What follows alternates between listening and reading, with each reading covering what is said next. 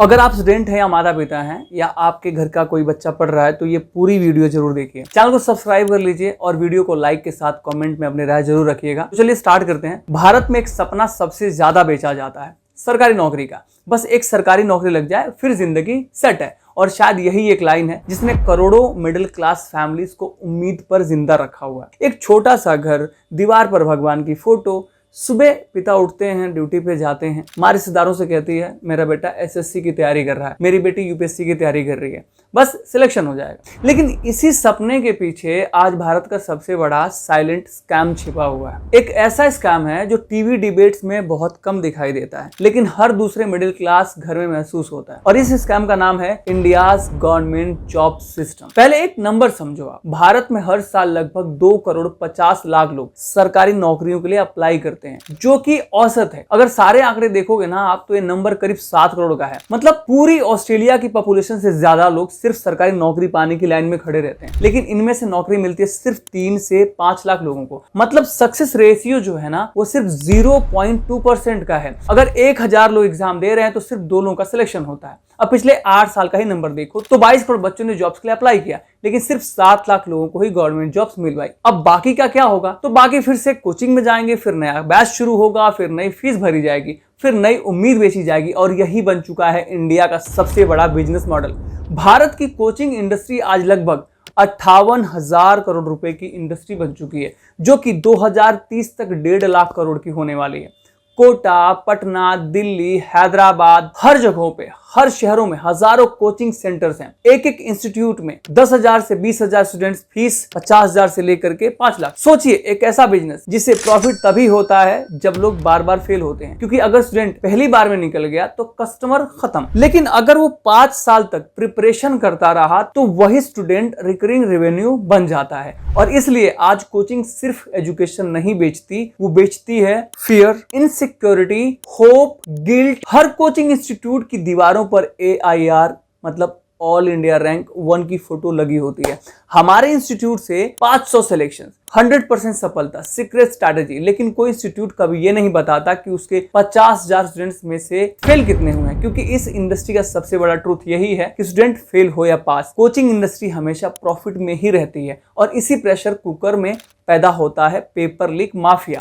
2015 से 2024 के बीच भारत में 70 से ज्यादा बड़े पेपर लीक ऑफिशियली हुए हैं, जो कि रिकॉर्ड भी किए गए हैं। UPSC, SSC, NEET, railway, police भर्ती, टीचर रिक्रूटमेंट, कोई एग्जाम नहीं बचा जिसका पेपर लीक नहीं हुआ हो। हर साल लाखों स्टूडेंट्स महीनों नहीं सालों तक तैयारी करते हैं, फिर एग्जाम से कुछ घंटे पहले एक व्हाट्सएप मैसेज पूरे फ्यूचर को बदल के रख देता है, तहस नहस कर देता है, जिंदगियां बर्बाद कर देता है, निगल जाता है। 2024 में नीट पेपर लीक कंट्रोवर्सी ने पूरे देश को हिला दिया था। 24 लाख स्टूडेंट्स ने एग्जाम दिया था, 24 लाख सपने, 24 लाख फैमिलीज। और फिर खबर आती है पेपर लीक हो गया। एक रात में टेलीग्राम और व्हाट्सएप ग्रुप में कुछ स्टूडेंट को आंसर शीट पहले से मिल चुकी। इन्वेस्टिगेशन में रिपोर्ट सामने आई कि लीक पेपर और आंसर कीज लाखों रुपए में बेची गई थी। और सबसे शॉकिंग बात है, जो जेन्युइनली 5 साल से पढ़ रहे थे वो फेल हो गए, जो पैसे देकर पेपर खरीद चुके थे वो पास हो गए। लेकिन दोस्तों पेपर लीक होता कैसे है? इसके पीछे पूरी चेन होती है। कहीं प्रिंटिंग प्रेस से पेपर निकलता है, कहीं ट्रांसपोर्ट रूट में कॉम्प्रोमाइज होता है, कहीं किसी ऑफिशियल का कनेक्शन काम करता है, फिर आंसर की व्हाट्सएप और टेलीग्राम ग्रुप में घूमती रहती है। 10,000 से 50,000, फिर 5 लाख, 50 लाख तक में बिकती हैं ये, जिनकी जितनी कैपेसिटी उतने में खरीद लेते हैं। एग्जाम शुरू होने से पहले ही कुछ लोगों के पास आंसर शीट पहुंच चुके होते हैं। और फिर एग्जाम बोर्ड क्या कहता है? इंक्वायरी चल रही है। लेकिन इंक्वायरी कभी खत्म नहीं होती, क्योंकि सिस्टम में अकाउंटेबिलिटी ऑलमोस्ट 0 है। सवाल यह है कि आखिर में सब होता क्यों है? क्योंकि वैकेंसीज बहुत कम है, एप्लीकेंट्स बहुत ज्यादा है, कंपटीशन इतना ब्रूटल हो चुका है कि चीटिंग का टेम्पटेशन ऑटोमेटिकली बढ़ जाता है। लेकिन उससे भी बड़ी प्रॉब्लम है पनिशमेंट का ना होना। आज तक पेपर लीक केसेस में कितने बड़े ऑफिसर जेल गए, कितनों की पेंशन रुकी, कितनों की सरकारी नौकरी गई? Almost none, 0। क्योंकि जिन कोचिंग माफियाज का पैसा चलता है उनके पॉलिटिकल कनेक्शंस भी होते हैं। मेरी बताने की जरूरत नहीं, आपको पता है। और जब एजुकेशन और पॉलिटिक्स का नेक्सस बन जाता है तो मेरिट सबसे पहले मर जाती है। आप देख ही रहे होंगे भारत का एग्जाम सिस्टम आज भी लार्जली पेपर बेस्ड है। करोड़ों स्टूडेंट्स, थाउजेंड्स सेंटर्स, लाखों पेपर्स, और फिर एक व्हाट्सएप फॉरवर्ड एक पूरे एग्जाम को डिस्ट्रॉय कर देता है। सोचिए एक स्टूडेंट 6 साल तक लाइब्रेरी में बैठ रहा है, सोशल लाइफ छोड़ दी है, फेस्टिवल छोड़ दिए हैं, रिलेशनशिप छोड़ दिए हैं, मेंटल पीस बात ही नहीं करते उस पर, बेकार हुई पड़ी है, सबको पता है। और फिर एग्जाम वाले दिन पता चलता है कि किसी ने पेपर खरीद लिया था। उस छात्र के अंदर क्या बचता हो? बस फ्रस्ट्रेशन। धीरे धीरे वो मेहनत पर से विश्वास खो देता है। उसे लगने लगता है सिलेक्शन मेहनत से नहीं, सेटिंग से होता है। और जिस दिन किसी देश का यूथ मेरिट पर भरोसा खो देता है, उस दिन सिर्फ एग्जाम नहीं टूटते, पूरा देश टूटने लगता। लेकिन क्या इसका सोल्यूशन है? हाँ, बिल्कुल है। अगर पॉलिटिकल विल हो तो सबसे पहला स्टेप है कंप्यूटर बेस्ड टेस्टिंग मैंडेटरी होनी चाहिए। मतलब आईबीपीएस और एसबीआई जैसे एग्जाम्स लार्जली सीबीटी मॉडल पर गए और लीक्स ऑलमोस्ट जीरो हो गए। दूसरा है एक इंडिपेंडेंट एग्जाम्स रेगुलेटरी अथॉरिटी बनाना चाहिए,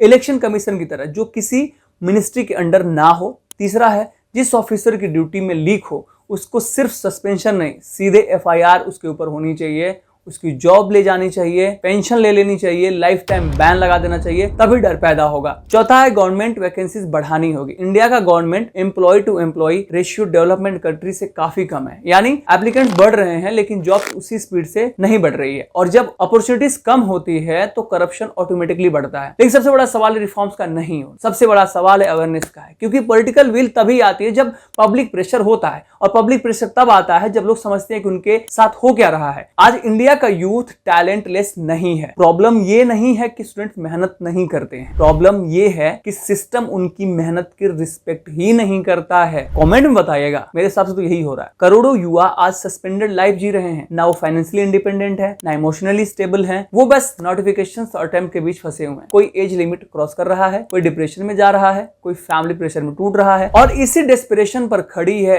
एक मल्टी 1000 करोड़ इंडस्ट्री, जिसे चाहिए कि सपने जिंदा रहे लेकिन सिलेक्शन लिमिटेड होता रहे। क्योंकि अगर सब सक्सेसफुल हो गए तो बिजनेस खत्म हो जाएगा। और शायद यही इस पूरे सिस्टम का सबसे डार्क ट्रूथ है। भारत में आज सबसे बड़ा स्कैम सिर्फ करप्शन नहीं है, सबसे बड़ा स्कैम है मेहनत करो सब पॉसिबल है। जबकि गेम शुरू होने से पहले ही कुछ लोगों के पास आंसर शीट पहुंच चुकी होती है। आप कमेंट बताइए आपका क्या कहना है इस बारे में। बाकी अपना ख्याल रखिए, मैं आपके साथ हूं। और हाँ, कमेंट में अपनी राय रख के जाइए। चैनल को सब्सक्राइब करिए, बन रही हमारे साथ, वीडियो को लाइक करिए, और हाँ, शेयर करना मत भूलिए।